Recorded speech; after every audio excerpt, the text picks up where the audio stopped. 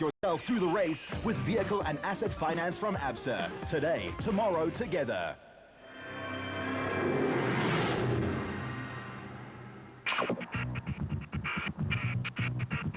Lydenburg, a bustling town bristling with new developments and opportunity, is nestled at the foothills of the famous or infamous Long-Tom Pass and surrounded by the Steenkampsberg and Marksberg mountain ranges, the highest points in Mpumalanga. The climate is typical of the region with cool nights and warm days, and its central location, just a short hop of 300 kilometers from Pretoria, makes it an ideal stopover to explore the Panorama route and the Kruger National Park. However, South Africa's top off-roaders were in Lydenburg for another reason. No, sir, not sightseeing for them. It was the 2008 Toyota Dealer 400, the 7th and penultimate round of the Absa Off-Road Championship, touted to be more spectator-friendly than ever before, while teams were guaranteed to be impressed with a route layout that boasts new roads, 50% of which they'd never driven before. Off-road enthusiasts and teams were assured that these new sections would entertain and also highlight the tight racing that has been a hallmark of the 08 season. The route had a few nice surprises and ups and downs in store for the drivers and their faithful navigators. And it included some uncompromising terrain and very dry testing countryside. The competitiveness, particularly in the SP Class and A category in 2008, has been nothing short of scintillating. And in both championship battles, the fans expected a few clashes of epic proportions. In fact, most of the championship contenders were well aware that this was make or break in Lydenburg. There were only 6 points that separated the top 3 drivers in the SP Class standings. The dices were rolling and no one knew exactly how they were destined to fall. The reigning champion Duncan Foss and the fire engine red Sassel Nissan Navara led the Drivers' Championship by a slender 4 points. That was ahead of former champion Neil Woolridge in the factory Ford Racing Ranger. In the Toyota camp, they too were loaded and ready to fire at the opposition. Mark Grenier was particularly eager to win this one, his sponsor's flagship event. Oh, absolutely. It's been one of my big ambitions to do it for these guys. We have big supporters up here, and I'd really like to bring a result home for them. You've had a few waltzes with Lady Luck this season. Yeah, we've had gremlins here and there, but we're sorting them out as we go along, and we're slowly making some strong progress. I mean, the vehicle has definitely got the pace. It's just a matter of getting all the little bits and small pieces sorted out, and we'll be there. What are you expecting route-wise here in Lydenburg? Well, I think definitely it's going to be some really quick stuff, and in between there's going to be some really tough stuff. So it's going to be difficult to find the balance, and also being so long, it's going to be tricky, but we're going to give it hell. Championship leader and defending national champion Duncan Foss. Yeah, you know, always at this race, it's always a critical time in the championship. There's one more race after this, and the points are very close between Hannes, myself, and the Ford. So all of us actually need, one of us has to win to really try and cement our position. So we're all going to be trying hard, I'm sure. And what sort of conditions are you expecting in the Mpumalanga Bush and Mountains? Look, there's been no rain in the area, so it's going to be very dusty. Luckily, there's a bit of wind around, so that should help us. But it's always tough this race. You know, there are a lot of mountainous areas, a lot of rocks that can catch you out, a lot of boulders. So you've got to be fast, but you've got to be clever as well. And there's the rub. Shorthammer, Woolridge's co-driver, knows it as a tough ride. Yeah, it is, but we need to finish it first of all. Obviously, we need a win. But, you know, the championship's alive, and it's never over till it's over. We need to be in front at the end of the season, not at the beginning. And, yeah, the car's good. We're looking forward to the race. It's a great race. We've had a bit of bad luck over the years here. There were small little problems, but we're looking forward to it. Now, you and Neil have been at this for so long. Do you still feel the pressure? Obviously, there's a little bit of pressure, but I don't think it's pressure as in that we're nervous or anything like that. We're just going to go out and do our job and attack these guys, and let's see what happens. In Class D, it would also be full steam ahead and don't spare the horses. Yes, no, definitely. You know, the championship is not over till it's over. Henry has got a healthy lead of 15 points on us, so we'll have to give everything. You know, but the main thing is we've got to enjoy it while giving everything, you know, and hope for the best.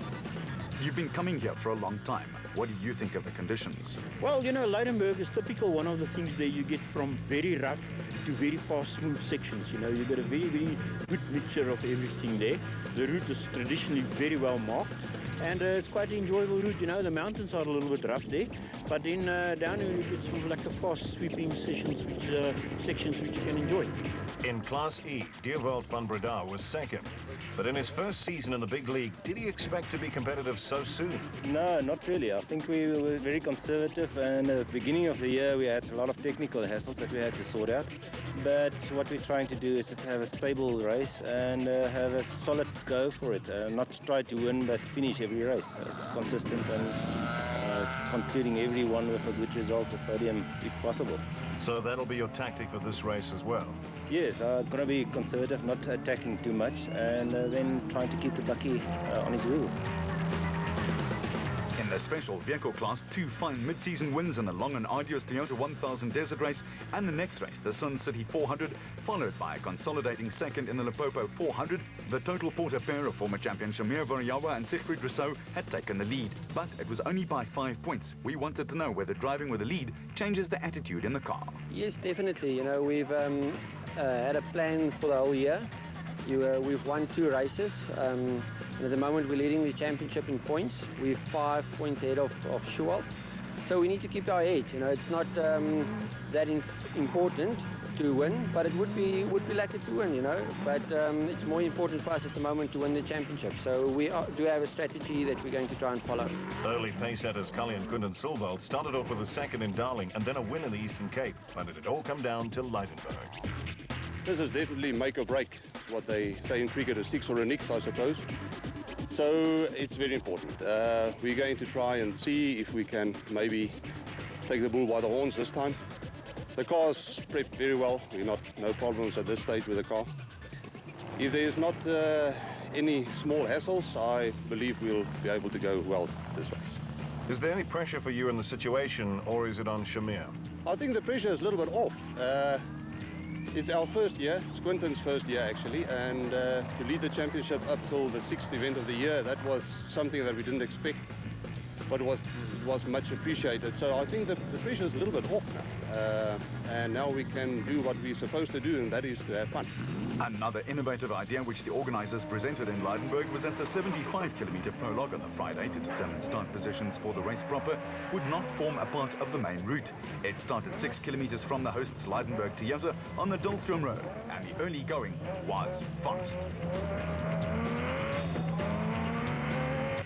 Krobler and Moore could ill afford another non-finish, like they did at their own event, the Nissan Sugarbelt 400. Most of the championship contenders and their crews still had to drop 1 result from their season points total. The 4-time champ needed every single one available. Krobler, though, had a huge dice on his hands, passing the time checks in exactly the same time. Chris Fiss and Jaapie Badenhorst in their Castor Toyota were mashing down the accelerator. Their stablemates, Anthony Taylor and Robin Houghton, also got in on the act and were just 3 seconds off the pace.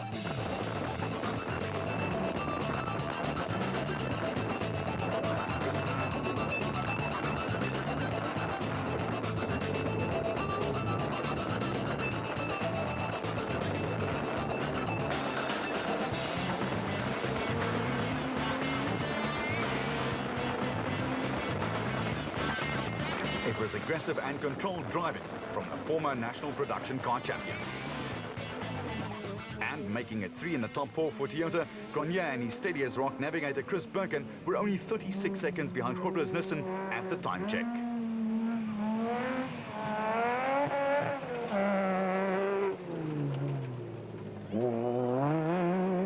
But this was the last scene that the Nissan crew wanted to see.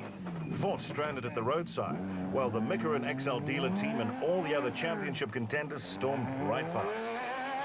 What can I say? We've lost 4-wheel drive after about 2 Ks, and now the light we checked on the start line, it was working, now it's not working, so it's going from bad to worse. A bad day at the office, but not so for the Ford Ranger pilot, Woolridge and his trusty coach Shorthammer. The Pietermaritzburg-based duo was steady and fast, promising good things for the race proper the next day. In the co-drivers championship battle, it was also very tight. Kenny led Nissan's Juan Moore alongside the crafty Grobler by a scant 2 points, and the race was on here too. Kobus van Tonder and Rian Guapa, the second forward, were sixth fastest, 2 minutes and 35 seconds behind. The muddy sections early on were taxing on car, mind and left foot. The clutch was working overtime. Mark Ferguson and Craig West made it 3 in the top 7 for Ford in their Ranger. The manufacturers' battle was hotting up, with Toyota setting the pace and Nissan 40 points in arrears. In Class D, it was indeed Labuskaghni and his co-driver Johan Gerber who appeared first in the Race Onyx Nissan. They had thrown caution to the wind early on and were driving hard. But the experienced brothers Henry and Maurice mattered in their red Ryobi Nissan hardbody. With their 15-point championship cushion were right behind them. In fact, they were just a second behind at the time check. It was all-out stuff. They were followed by Jaco Swanepoel and Keith Solomon in the IDM Cement entry. They've had a solid and steady season, but wanted to do some giant killing in Leidenburg.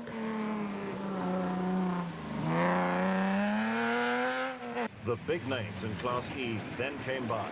Defending national champions Jack Peckham and Lucia Santoro in their diesel Ford Ranger had taken it out hard and were ahead by 1 minute and 50 seconds. With husband and wife team Jordan Sharon Barkhuizen and the Rubicon Toyota next in the SP class, 9th quickest in the prologue. And back in Class E, Limpopo 400 winners Dion Fenter and Ian Palmer, who were chasing Peckham's dust in their 4x4 Mega World entry.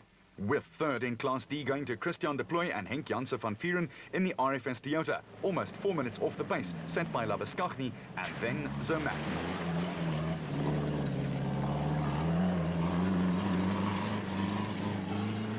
And in the Team Barbaspan Toyota Hilux entered in Class E, it was Yanni Visser and Joks Leroux who were third by 90 seconds. But it was Grobler and Moore who had set the fastest time. However, it was close, very close. Just 3 seconds covered the first 3, with the surprise package Visser and Badenhorst upstaging the big-name favourites a little. To the stopwatch battle in the specials now, and Colin Matthews and Alan Smith in the multicoloured Century Racing Bat had cracked 3 consecutive finishes and subsequently settled down as a combination. They were up by 40 seconds. And it would have been more if they'd only checked the timetable for the train.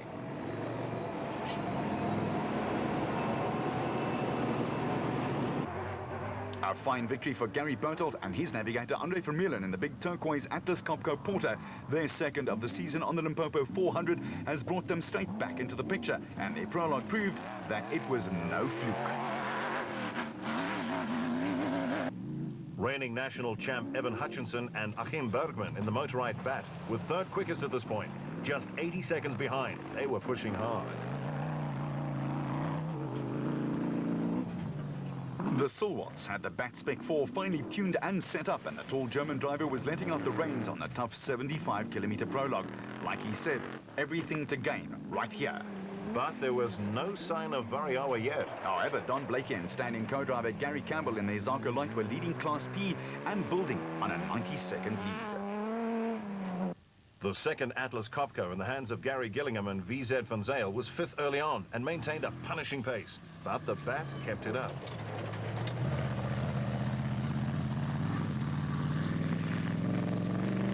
Second in Class B was filled by brothers Johan and Etienne Besaidnout in there, and then Co-Bat. They were loving the rough and tumble of Mpumalanga.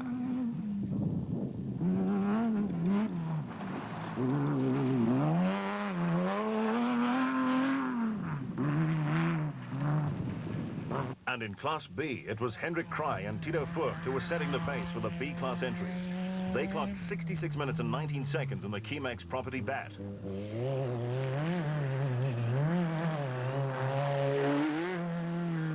Back in Class P, it was Johan van Staden and James Rousseau who had taken a liking to second place and held onto it for dear life.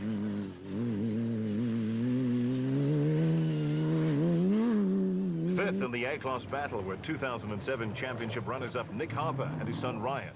But their prologue almost came to naught right here. Well handled in the end. They needed a finish desperately in Leidenburg.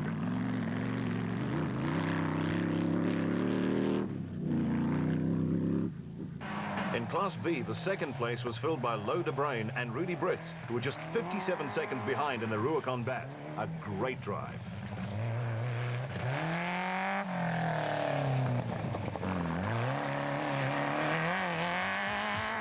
And third in this class, it was Mark de Chalane and Peter de Wit. They had the Staffix Racing Viper going well, just more than 2 minutes down, but steady and safe. But it was a win by non-championship contenders Matthews and Smith. And should it continue on race day, it would make it very difficult for the front runners to recover vitally needed points. Less than 2 minutes between the top four right there, though. Then there's repairs and resetting to be done for the 400 Ks of racing the next day. And in the pit area at the Leidenburg Rugby Club, the feverish activity continued at a pace. Every little thing has to be triple-checked to ensure reliability and performance, all within just a few short hours. Yeah, it was quite a good event, prologue for me. First time I've been here also, so I didn't go too hard, just try to get the car to the end. Mark had a flat wheel, unfortunately, about 15 k's from the end, and I got caught in his dust, so I must have lost about 20 or 30 seconds from that. But until then, I think we were running a first and second, and then at the end, I think I'm about 6 seconds behind Hannes now. So, yeah, it's left it open for tomorrow. Let's hope we can have a good, clean run tomorrow. Grobler was equally happy with his day in the Nissan Navara's cockpit. Yeah, it was a good result. It was really rough out there. We had a fast piece in the beginning, and then it went rough, and we passed quite a few guys. It was reasonably tricky. There was a lot of instructions on top of each other, and we went wrong 2 times or 3 times, and we lost a little bit of time there. And then we caught one of the Sandmasters that had problems ahead of us, and we lost probably another 30 seconds there. But we were lucky also that we made it, and we've got a 1 second lead. 1 second lead to 1 second lead, and tomorrow I think if you're leading, it's very dry out here, and if you're not going to have dust, it's maybe going to have an advantage. The only thing is that you'll have to stay out of trouble and not having a puncture. Ford too was smiling, but they had fan troubles. But it's not what you think. No, we had a good day at the office. It started off very well, and first 20 k's or 30 k's we were really pushing hard and everything was good. And then suddenly I saw the temperature on the car started to go up a little bit, and didn't get too high, but it went higher than it normally does, so it kind of took my eye off the ball for a while. We found out afterwards it was one of the fans that actually wasn't switched on. One of the trip switches wasn't in, so that's why it was running a little bit hot. So no major problems with that. But overall, we had a fair time trial. We flipped on the road tomorrow morning, not too far behind on time, which is okay. But we also made a couple of mistakes today. We wrong slotted on two or three occasions, which cost us a couple of seconds. But overall, we're very happy. The car's strong. It's really, really good. And Duncan, who's our main competition, he's in the Nissan. I don't know, he's not in the results yet, so he's obviously had a problem, which is not nice to gloat about other people, but it's good that he's behind us. So Hannes is our main problem, and the other Nissan, we've got to watch him tomorrow because he's starting off first. So, but in saying that, it's a long day tomorrow. Looks like it's going to be hot and dry and dusty. Hope the wind keeps up. And yeah, push hard tomorrow and enjoy it. A diplomat to the end. Matthews and Smith had put away some really big names and had thoroughly enjoyed their 75-kilometre sprint through the undergrowth, mud and dust of Leidenburg. It's a very, very tight, very technical, very rough route. You couldn't once just, you know, sit back. It was always going to catch you out. We're very happy with the result. It's our first time to win a prologue, so we over the moon. And Evan Hutchinson in the motorbike pack was also doing some space travel. Yeah, we had a very good run. I think first thing that went in our favour was we drew our starting positions out of the hat this morning. So we traditionally have been starting first and second on the time trial, which is quite difficult. Whereas today we drew fourth, so it worked in our favour. Yeah, we had a great run. I think we were about a minute and a half ahead of the field, and we picked up a punch, unfortunately, so that we needed to change it, stopped us back slightly. But yeah, a very good run nonetheless. Vehicle and asset finance from ABSA, going the extra mile to get you financed. But you reckon Peterson's going to give us tickets in the next test? No, Peterson's not playing, bro. He's injured. But he's playing? No, he's injured, Huh? He's injured. Oh, he's playing. Kevin Peterson is injured. He sprained his wrist and is out for the rest of the series. Press OK on any SuperSport channel and access the latest news with SuperSport Active. Select News, scroll down to your sport of choice, then click on the story you're after and get a world of sporting information at your fingertips. Win this month with Mnet Action and McCarthy. You could win one of 2 LG plasma screen TVs worth 10,000 rand. Just watch the following movies in October. It's a cat and mouse chase with Sigourney Weaver in Copycat. Christian Slater puts Alcatraz on trial in Murder in the First. Accuse Alcatraz of the torture. And Kim Basinger is after the millions in The Real McCoy. Look out for a question and SMS number before and after each movie. Win big with McCarthy and win with Mnet Action. Vehicle and asset finance from ABSA. Going off the beaten track to find solutions. The penultimate round of the ABSA Off-Road Championship in Leidenburg continues right here on Supersport. And it was shaping up to be a battle royale as the season headed to a climactic finish. Well, the town was founded in 1849 and many a battle raged here over the years, most notably the First Anglo-Boer War in 1880. But this was a war of a different kind. Just a tad, Arnie, but as Kobus van Tonne confirms, consistency is the key to good off-road performances. You know, normally we actually, our motto is to be consistent, and that's what we've done all season, but yesterday we've decided to push a little bit harder, and we're very pleased with the result from yesterday. So we'll just try to keep it up today, but still try not to break the car. Obviously, there were several different approaches out there. For Don Thompson, there was little breathing space in Class P. Yeah, I think today we just got Johan's right on our tail. There's only about a minute or so between us, so we just got to try and keep in front of Johan there and hopefully come in first. Now, you had a non-finish in the Limpopo 400. The Zarco sorted out now? Yeah, we'd redone the motor, and yesterday we just we ran the motor in, so we didn't push it too hard.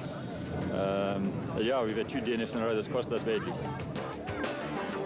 Hats and smiles for the young fans, but you needed a hard hat for all the expected action out there. The first of the 2 loops again run on the Rus-Senekal area.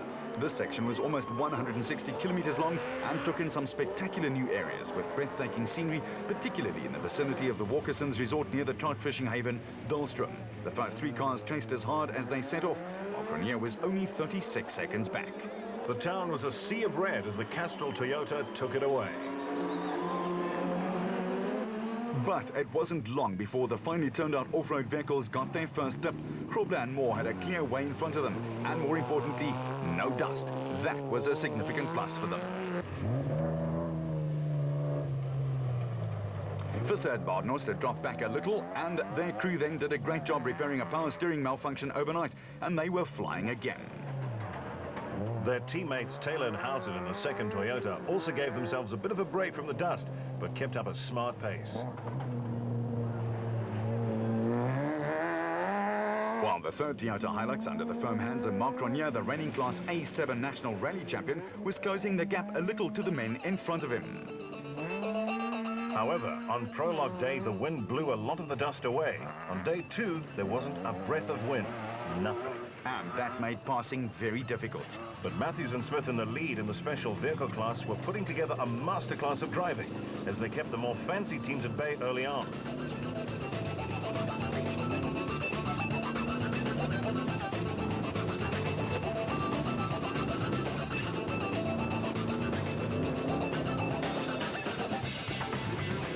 They were probably still celebrating that first-time win in the prologue.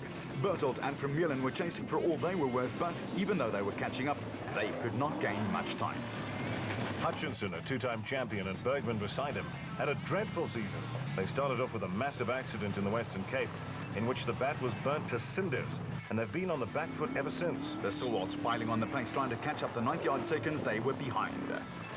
Ferguson and West, meanwhile, in 6th in the SB class, were driving within the limits.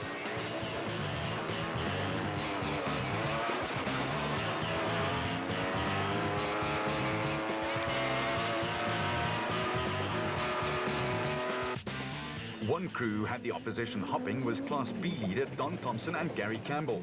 They were having their best event of the year. As for Coetzee Labuschagne and Johan Gerber in Class D, in the all-white Raconic Nissan hardbody, they were under immense pressure. The championship leaders, the Zermattens, had kept them right in the passing zone all the time.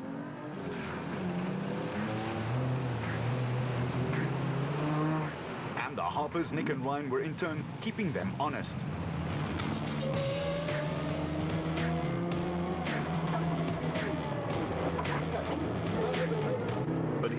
driving in dust, lesson number 101. The Harpers storm by, and watch closely as Henry just takes his foot off a little. But the dust just did not want to clear away quickly. It was tricky out there. Some crews just ticked over until they could clearly see where they were supposed to go. Braking the vehicle early on was simply just not an option.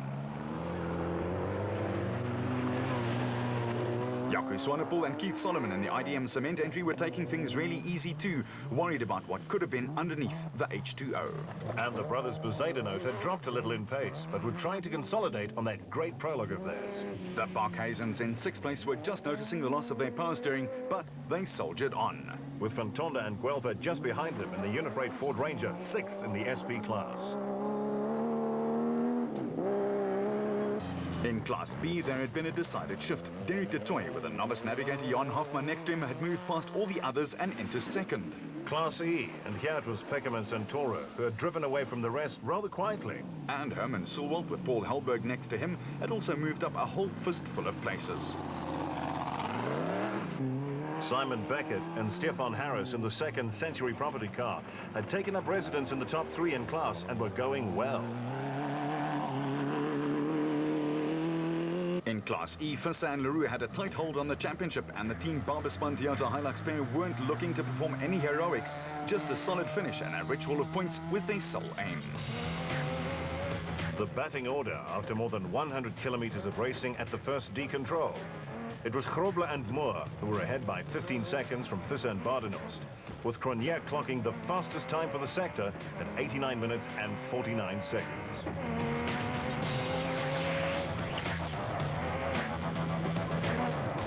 The Zermattens in 8th were putting away some very big scalps in the process too.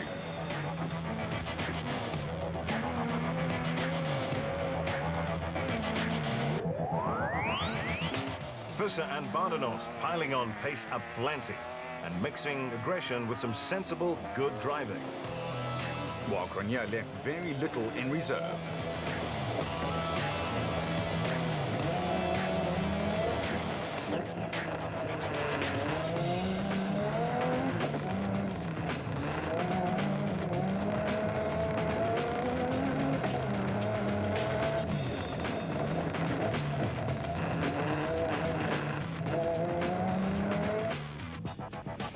Woolridge and Schulthammer were 2nd fastest on that first sector and had really turned on the taps, looking for a 6th consecutive podium in 2008. In the special vehicle class, or the space frames as they're also known, it was Bertelt and Vermeulen who had made a big push, with Matthews and Smith falling behind to the tune of 37 seconds. Thompson and Campbell surprised with their 5th place, while the Bezuidenhout brothers were almost 3 minutes behind them in Class P.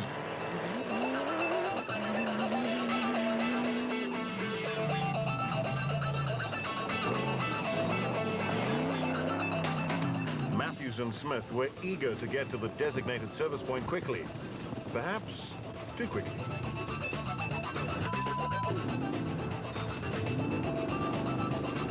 That was a really quick correction. But the route did get tricky at times.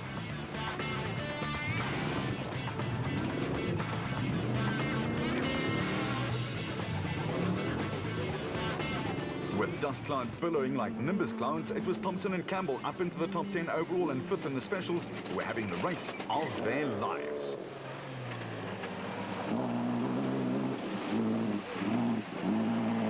And the Sulwalds, just 5 points behind in the points log for the championship, were looking a sure bet to pick up a gap on Shamir Variawa, who had had an horrendous prologue with a double puncture and only 1 spare. Regent Racing's Michael Whitehouse and Matthew Carlson had moved up into 6th place in their trademark yellow and blue and were enjoying a really good drive. Off-road fans from Mpumalanga, Limpopo and Gauteng, who always undertake the journey to see the Toyota Dealer 400 up close, this time found that it was even more spectator-friendly than in previous years, due to a brand new innovation. A large and well-appointed spectator and VIP area approximately 10 kilometers from Leidenburg on the Roos-Senekal Road, where the cars whizzed by 4 times. At the end of Loop 1, teams headed for the designated service park at the Leidenburg Rugby Club. Oh yes, it's very important for us dealers, and we don't often get the opportunity to have such a high-intensity event taking place in our area. So the Toyota representation in the field of the competitors are quite good, and I believe Toyota is leading in the manufacturers' championships. It makes us dealers proud, and it's a good showcase for us to our clients out here in the area. And I can remember when a post of a race car was everything. Yeah, I can just about manage it too, actually. Out on the way to DSP, it was the Hoppers who had gone from 19th to 11th overall. A fine surge. With Lo de Brain and Rudy Brits pushing hard in the last 30 Ks in Class B in the Rubicon Bat, they'd snatched the lead. And put all the pressure on the defending National Navigators champion Hendrik Kraai and Tilo Vogt. This time, though, Hendrik was driving. The race was on. There was only 72 seconds in. The Zermattens, too, were going hell for leather, leading Class D.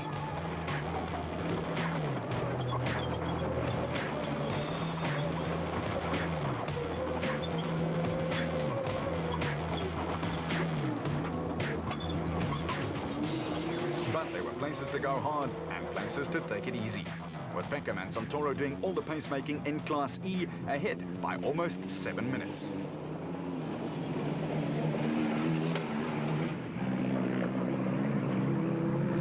Still, the dust was unbearable at times, and it just kind of hung there. No mercy from the wind either. Beckett and Harris third in Class B, 11 minutes back. But no one was out of the woods quite just yet, including Fontonda and Guelpher, who were 6th in the SB class. Another former champion, Terence Marsh, together with Nav Peter Groenewald, was 7th in the A class. While Hugo and Jaap de Bruin were in 7th in the SB class, just outside of DSP.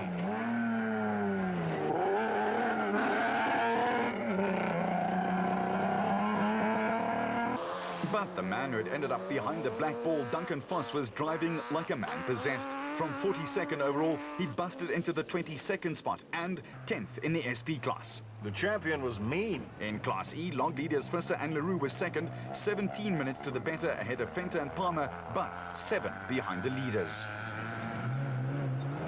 With Labuschagne and Gerber second in Class D, chasing as hard as they possibly could. And in Class B, Johan van Staden and James Rousseau were doing their own chasing, second, but a long way behind. Duploy and Janssen van Vuren 9 minutes behind, were third in Class D in the RFS Toyota.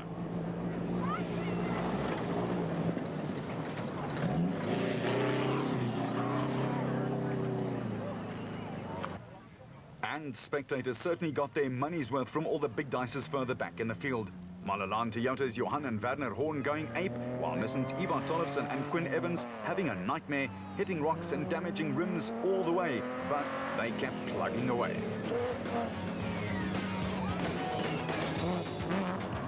After the first loop of 160 Ks had been completed, Grobler and Moore had carved out a 31-second lead. But more importantly, they were more than half an hour ahead of championship leaders Duncan Voss and Ralph Pitchford. Grobler was out front dictating, just the way the Nissan stalwart really likes it. In the special vehicle battle, Berthold and Vermeulen were making the Atlas Copco flags fly high, but Hutchinson and Bergman were closing down on them. Class P and B's titles were also still a long way from being settled. We'll be back on the other side of these. Vehicle and asset finance from ABSA, going the extra mile to get you financed. If your heart is boot-shaped blue, scream till your face is blue. SA's biggest hits are here.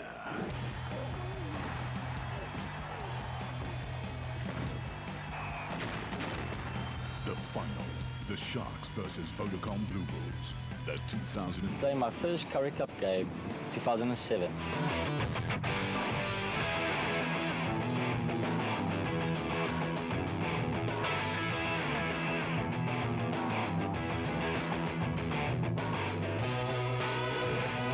Rugby's Young Guns, only on SuperSport. So many questions asked about his commitment, about his distractions.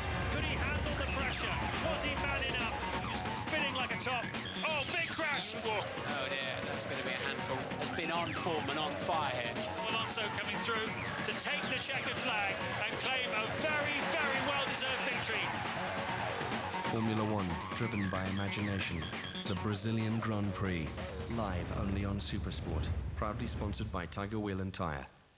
Vehicle and asset finance from ABSA, going off the beaten track to find solutions. This is the 7th round of the ABSA Off-Road Championship in Blydenburg, over 400 kilometers, and Hannes Hobler looking for a hat-trick of wins at the Sasol Nissan Navara under complete control. And Arnie, what's more, he was looking like he had a lot in reserve. And he loves making the pace up front. Very nice in the front. We didn't have any dust or whatever. I think at the moment we control the race very nicely from the front, and we're going to try and keep it up like that. You know, we didn't take any chances. There's lots of rocks and things, and where we had to look for the road, the drive was quite long, and there was a lot of lurkers just on the side of the road. So we're trying to drive as straight as possible and keep out of trouble. Chris Visser battled with dust. Oh, right. Just the dust was a little bit hectic. The whole we catch up a little bit to Hannes, and then all of a sudden with the white roads, he just goes. But I think we're going right. No problems with the vehicle? No, nothing. No misfire, nothing. No, the vehicle's fine. Thank you very much. Mark, how's it going out there? Yeah, we're trying to keep it neat and tidy so we can get into the forest and then start pushing a little bit. Yeah, we maintain, I'd say, a fair pace. The board's right there, so we can't afford any mistakes. But we're pushing hard, so we'll see. Once we get into the forest, I'm hoping it's going to make a big difference. What's the route like? Extremely tough. It's a very tough event, very technical. You just don't have time to relax anywhere, otherwise you're going to have problems.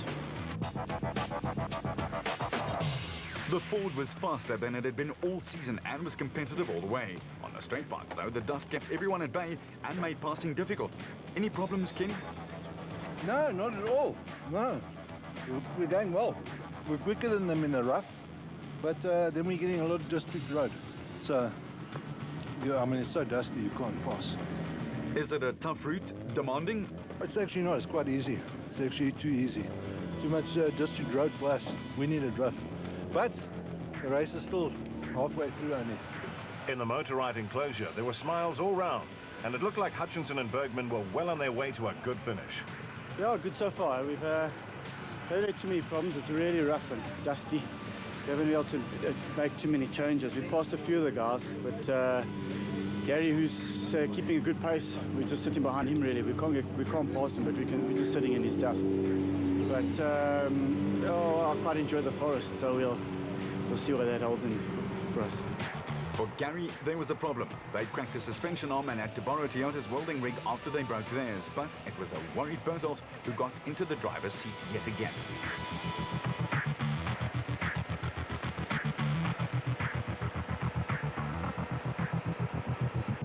Don Thompson was making a few of the big names sit up and take notice with a great drive, grand drive. No, it's going like a dream, eh? So far, so good. Picking up a few places too? Yeah, well, first, Kali Suvat had a puncture, so we picked up one in the place in the specials, and I think passed 2 buckies. So you're having fun? Yeah, enjoying it, eh? So looking forward to some beers later. Well, it is thirsty work after all. George Barkhuizen had a few battles of his own. It was going well up to now. We're at the Toyota Spectator Point. We seem to lost power steering, so hopefully the boys can fix it in time. But apart from that, it's going well. You know, we very dusty this morning.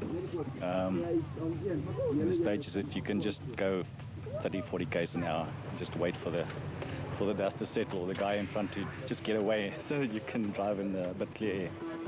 While the Zamattans were pleased, Fantonda and Guelpa had a major worry. Yeah, we've got a little bit of a problem. We broke the left front side shaft right in the beginning, so we went the whole first round in only rear-wheel drive, so it was really difficult on the mountains, but we've just tried to maintain pace, and apart from that, we got 2 punches also, so we had a bad first round there. So you're going to fight on in 2-wheel drive? We'll try fix it now. Ford guys are busy helping us here, and we'll try to fix it and see if we've got a side shaft that'll fit there. Force, meanwhile, for the 2nd race in a row, was playing catch-up. Roll, the defending champion, also found passing very difficult. You can catch on the racing section, but as soon as we get to a district road, whoever whoever's in front of us, we have to go at their pace. It's impossible to get past. So very dusty out there? Very dusty, no wind. So on the racing sections in the mountains where the tracks aren't that dusty, then we can pass cars, but then every now and then we hit a district road for a couple of Ks and we can't do much. For the Mickelin XL dealer team, it was a long day from the back after the prologue. We started yesterday in the prologue. Unfortunately, we lost the drive shaft, so we had to take a penalty and a half and start at the back today. We had a terrible misfire, but it seems that they have sorted it out now. A few other nitty problems, but the only problem is the dust. It's a huge factor too, but we with Duncan, and we'll try to stay with him. I mean, Duncan is very fast, but unfortunately for us, he's also in a dust handicap. So, but you'll see in the forest section, perhaps the dust settles it down a little bit. So, otherwise, it's like a route, like a rough. In other words, just the way the boys like it. On to the second loop, and once again, surprise, surprise, it included the daunting, tight, twisty and turny forest sections in the vicinity of the famous, or should that be infamous, Long Tom Pass. This loop started with a short racing section before a decontrol that took crews into the forests for a truly tough 145-kilometer section.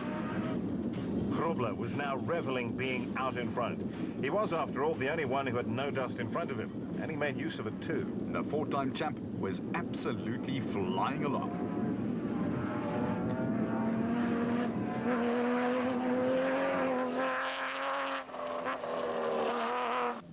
Visan Badenhorst had a little moment here, but controlled it nicely. Perhaps it was due to the fact that Woolridge and Scholthammer was right all over the back of them.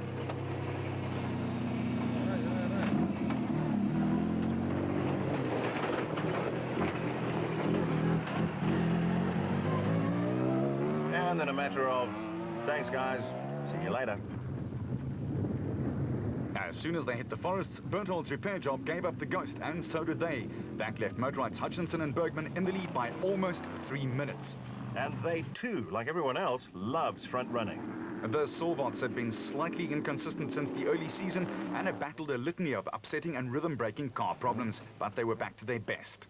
Cronje and Birken were falling further and further behind due to a mysterious misfire which cut out the engine, and they were almost 15 minutes behind Grobler.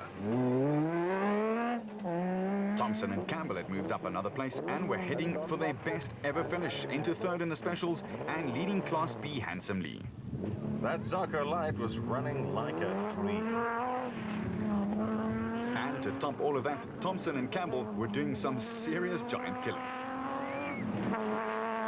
Whitehouse and Carlson next scuttled into view. They were up from 6th and into 4th, having passed a massive amount of cars on the way. And talking about passing a massive amount of cars, Force's drive was a thing of beauty. He and co-Ralph Pitchford just kept chipping away. Up into 5th he went. In Class B, Cry and Furcht had got past De Bruyn and Lowe and were trying to build a time gap. We continue right after this. Vehicle and asset finance from ABSA, overcoming all obstacles. I run because it sets me free, to hear the rhythm of my feet and the beat of my heart, to become one with the road. I run against my foes, I run against myself. I run to feel the burn in my chest, the ache in my legs. You ask me why I run because it's what I love, it's what I am. The New York Marathon, a truly magnificent experience, exclusive to your World of Champions. Yeah. You're in it to win it. If you've been an active DSTV subscriber for 3 months or more, you're automatically in it to win over 2 million rand in prizes this October. Since August, we've given away millions of rands in prizes. But we're not stopping there, because our October prizes include a Toyota Fortuner and a Hilux Double Cab Raider, 8 magnificent overseas trips with Starlight Travel and Tours, and 2 massive 300,000 rand cash prizes. Wow! The competition runs until February 2009, which means you could win again and again. Remember, entry's automatic, so keep watching DSTV, because this time it could be you. Spinning like a top.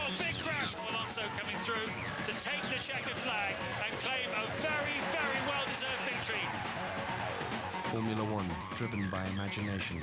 The Brazilian Grand Prix, live only on... Vehicle and asset finance from ABSA, overcoming all obstacles. Back to the off-road racing. And with the sun at its hottest in Mpumalanga, the racing was hot as well. In Class B, the brothers Besaidnout were trying to hold on because Thompson up front had made it very difficult for them.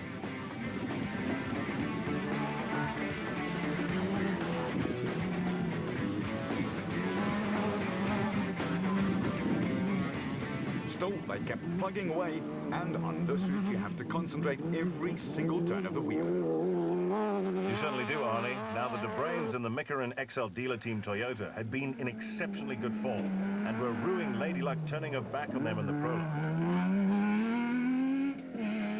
De Bruin and Brits were next, 10 minutes down on Cry, but just looking for a finish in the Rubicon Bat. The Zermattens, who hold the South African record for consecutive finishes, 23 of them in all, were looking confident and comfortable. They'd eked out a 20-minute lead and were going just hard enough to keep it right there.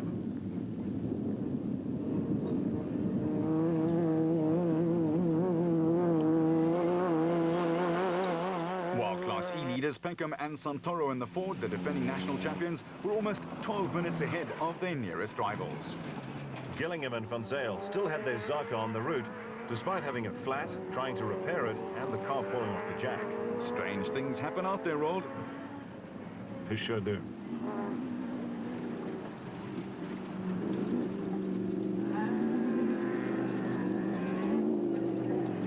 Now for Terence Marsh and Peter Groenewald, there was nothing strange. They just did what they normally do. Keep it going consistently, and then you see them at the finish line. In Class E, Visser and Leroux were chasing Peckham, but could get no closer than 5 minutes, and that's where it stayed. With the Barkhuizens battling now, not only no power steering, but overheating too. What a wonderful day they were having. Tollefson and Evans were up into 8th, but their tyre trouble continued. They'd had 3 flats already.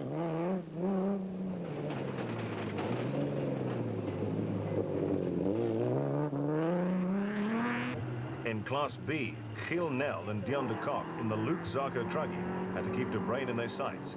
The Rubicon man led the championship race with 76 points, while Nel was just 9 points behind. And third in Class B, it was Beckett and Harris who had done a great job of hanging tough all day long.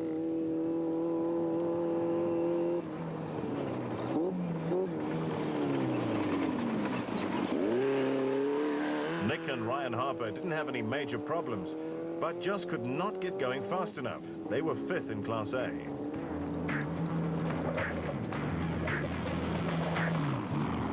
Van Tonder and Guelpha, meanwhile, battled on with their 4-wheel drive problems.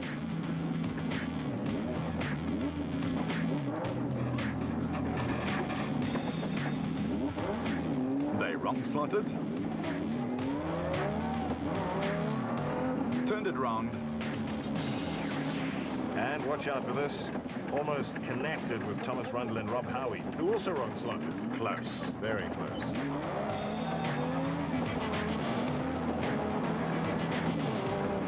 And back in Class D, reigning drivers' champion Cliff Weichelt and Nico Els in the N1 4x4 Toyota Hilux could have done with a good finish, and for once, they were onto one. They'd quietly sneaked into 2nd spot. Fenter and Palmer were still on the road, but soon after this, their 4-wheel drive problems became too much, and they were forced to call it a day.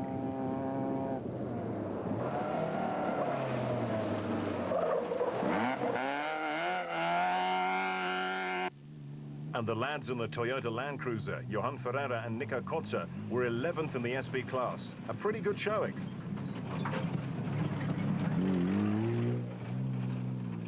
With another Land Cruiser, that of Malalan Toyota's Johan and Werner Horn, taking 12th. Going like the absolute clappers.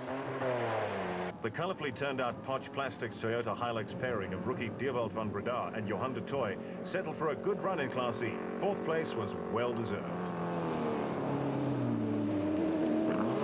With Herman Sulwat the 14th and last finish in the specials after still being played with a season-long problem, overfueling.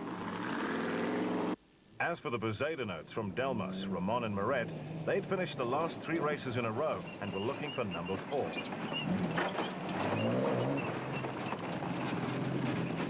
And in Class P, battling electrical problems, it was the brothers David and Gary White who took the second place, but they were a long way back. Malcolm Koch and Johan de Klerk were fifth in Class E in their Toyota Hilux. And Gula Buertes and his navigator Johan Pretorius took fourth in Class D. Of the original 56 cars that lined up, only 36 saw the finish line in one piece. It was a race of attrition, and the man who led them there was Hannes Grobler, a triple-decker of consecutive wins, and just what the doctor ordered to keep his championship hopes alive. Grobler and Moore won it in 7 hours and 35 minutes. A go-to-woe win and complete domination of the Toyota Dealer 400 in Leidenburg. Woolridge and Schulthammer took the Ford to its 7th consecutive podium finish in the 2008 season, but they were still aching for a win. However, this meant that they leaped to the top of the championship standings. Hannes was pleased as punch. Very, very good. It was very tough. It was very tight there in the forest, and but you had to keep your head, and I think that's what we did, you know. As I said previously, we stayed out of trouble, and we did it again, and I think the other guys eat the dust, so we're very happy. So you controlled it from the front right from the start? All the way, all the way. It's a nice piece. No problems at all? No problems. Vehicle all okay? Vehicle okay, navigator was good, so yeah, and the driver was not too shabby. Yeah, so like we said, pleased as punch. But then again, so was Neil Woolridge, 7 top 3s in a row. Yeah, look, we can't complain about that. We've had a good run. We pushed hard today, but we couldn't catch Hannes in the last bit. It was just too dusty. We get close, and then there was just too much dust, so we kind of like settled for second near the end and just looked after the car and brought it back. But we've had a good day.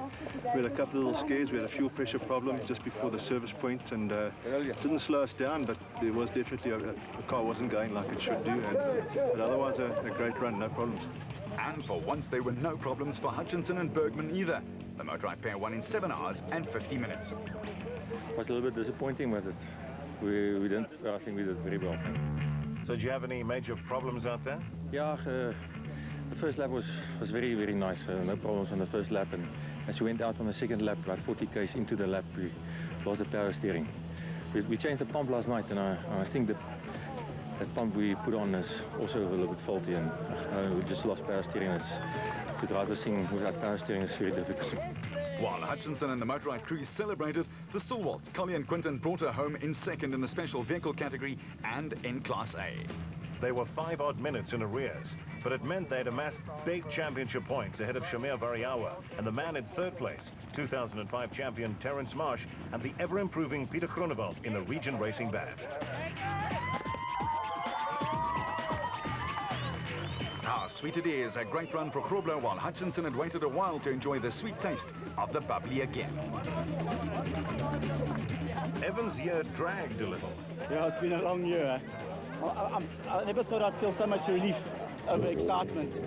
But yeah, we've had a disastrous year. Just can't believe that we finally put it together and managed to break the spell, you know. We've been up there, we've led most of the races, but just haven't managed to finish them. We've had mechanical breakdowns the whole year, and looks like hopefully we've shaken those books and we managed to bring it home. So huge thanks to Motorrad for just backing us race after race, time and time again. We weren't getting results. So a huge one for Motorrad, and to my navigator Kim. It was an incredible race for navigator. He steered me like a radio controlled car. It was unbelievable the calls I was getting. So thanks to both of those guys and to the organisers of an awesome event. P-class winners Thompson and Campbell were home, while Sulwald was pleased to see the finish line. We didn't really expect it once again. We are a little bit underpowered. The motor is not running the way it should, and that makes it more sweet. So we're very happy. We just want to thank the race organisers and everyone involved with the race. Lovely race, very tight. And in the forest, car's not really suited for the forest, but it goes well. I'm very happy. Force gave it his all, and the Navara flew past no less than 37 cars. We had a great day. You know, we tried as hard as we could from the word go. It was because it was really dusty and we had a lot of cars to pass. So, you know, we kept our heads and we pushed where we could see where we were going, and then try to behave ourselves when we were up against a dust cloud, but the car was brilliant. Ralphie was brilliant because it was really tricky to navigate today. And so, yeah, we've had a good day considering where we started from. The Micron Excel dealer team lads came home to take a popular 6th place. Followed by the Zamatans, who comfortably took the Class D victory and consolidated the 2008 Class Championship, which certainly pleased the two. And that was that for the Class D Championship. But Henry wasn't taking any chances whatsoever. I think we've got it. My maths is right. I think we've got it. Before I speak out of turn, yeah, I reckon so. So, yeah, we drove it conservatively, didn't go too quickly. We got news from Kutse's service crew that he was out. But because we got it from his service crew, not from our service crew, we ignored that information thinking it's duff info. So we just carried on, regardless. The Class E win went the way of the reigning national champions, Jack Peckham and Lucio Santoro, who had just more than 5 minutes of leeway. Billy, this is the 6th year you've run this event. The logistics behind it must be a bit of a nightmare. Rory, I can tell you that to put an event like this together, apart from the fact that it's months and months worth of work, in fact it feels like the 20th year that we've done it. But without the local support here, I mean, the Loop 1, we had to get 35 signatures from different farmers to allow us to go across their territory, open their gate, remove their cattle, and all of that. And I mean, Mr. Petravi, the farmer here who did all that negotiations for us, without him it's impossible, because you cannot do that from Johannesburg or from Pretoria. And then of course to coordinate that with all the traffic officials and the provincial, all the landowners, it is an absolute nightmare. But there is so much goodwill in this part of the world here towards the sport that in the end it takes a lot of work, but it is not difficult to get. Right, let's have a look at the paperwork. And Grobler and Moore, with their 3rd ABSA Off-Road Championship win in a row, and Woolridge and Schultheimer getting a 7th podium. Yannick Visser and Jox Leroux clinched 2nd in Class C in 10th place. That meant that the championship race was wide open. It could be Voss, Woolridge, Grobler or Cronje, and it's come down to the finale in the Magalies area. In the special vehicle category, Hutchinson and Bergman made a comeback with a big bang, while Thompson and Campbell astounded all and sundry with a great 3rd place. Varayawa didn't score any points in Leidenburg, but it's Marsh and Silwald who will be watching the Total Motorsport man all the way in the 8th and final race of the year. After more than 3,500 kilometers of racing, the RFS Magalies 400 is the final race of the season. Until we preview that one here on Supersport, you keep it on the road, we'll keep it off-road. That was the ultimate test, the ABSA Off-Road Championship. Now fast track yourself with vehicle and